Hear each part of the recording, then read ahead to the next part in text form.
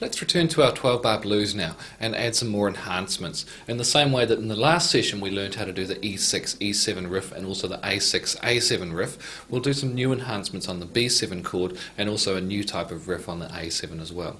So if we just have a look at our B7 chord, which is the 4-finger chord of course, the tricky little one, if we slide that up 1 fret to here, then what we have is a C7 chord. We leave the fingers in exactly the same place and all we do is just move them up 1 fret towards the body of the guitar, and that's a C7 chord. Now what we're not going to do is use that C7 chord too much in the 12-bar blues, but we're going to put it into a bar where it has the B7 and couple the two together. So let's have a look at one bar using the B7 and the C7 chord. What I want you to do is 1 and 2 and on the B7, and then 3 and on the C7, and then 4 and on the B7 again. So that bar is going to go 1, 2, and 3, 4 and, which just adds something a little new and a little interesting to it there, as opposed to one bar of B7, which can get a little bit boring after a while. So if we add that one beat, the third beat becomes a C7.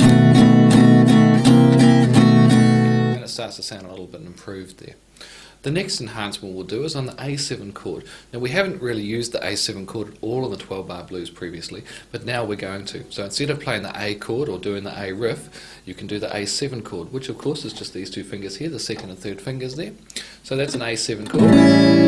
Now we can use that anywhere we like. Any A can be substituted for an A7 or for the riff. But for this time what I want you to do is just do that. Slide that up 1 fret, go back to the A7 again, and slide down 1 fret. So that's a nice simple enhancement there. So what we're going to do is do one beat on each of them. So it's 1 and on the A7, 2 and where the A7 has been slid up a fret, 3 and on the A7, and then 4 and with it slid back 1 fret. So we take the chord, we go 1 and 2 and 3 and 4 and that's a new little enhancement we can add. So we've got two enhancements for our blues now, which is quite exciting. We've got the B7 chord, where on the third beat we go up to a C7, and we've got the A7, where through the whole bar we slide just the two fingers around. Now if we use those, we'll start to get some pretty neat sounding blues coming through. So let's use all these new enhancements and everything we know and start to make some really good music out of the 12-bar blues.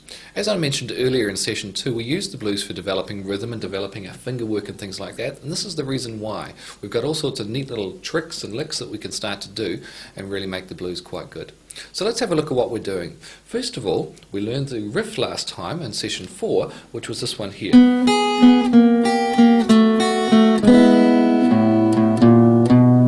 Remember that. We're going to use that for an intro to the blues. So before we even start playing, we'll do that. And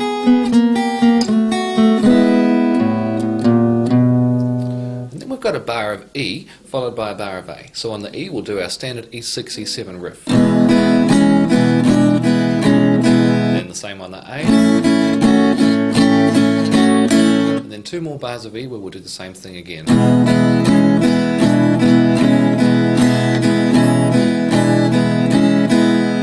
We've got 2 more bars of A. Now instead of going back and doing the A6 and A7 riff, what we're going to try and do is that A7 slide that we learnt in the last lesson there where we slid. So let's try that. 1. Just makes things a little bit more varied and a little bit more interesting. After that we've got 2 more bars of E where we'll do the standard riff pattern again.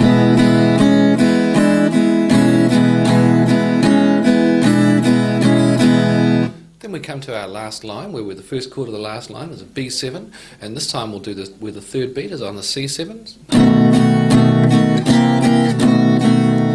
Then we're back to an A7 chord, or an A again. Now this time we're not going to do a riff or anything, we're just going to play 1 bar of plain A7.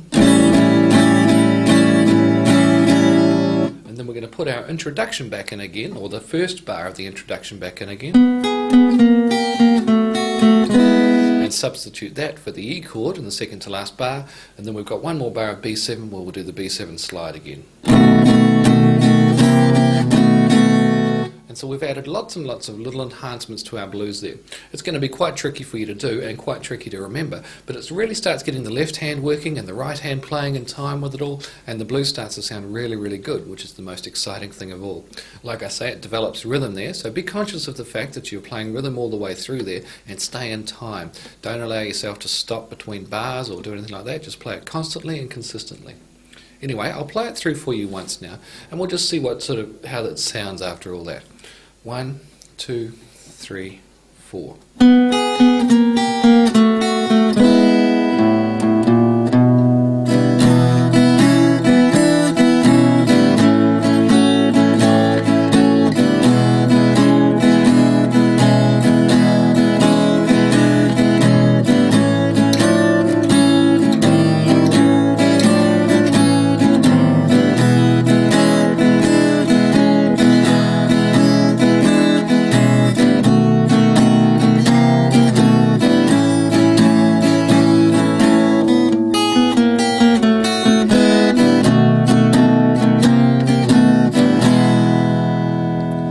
Starts to sound quite good there. So try your hardest to endeavour to do it the same way I just played it there, and put all these new enhancements in there. The riffs, the slides there, and also the B7, C7 slide, not to mention the tricky little...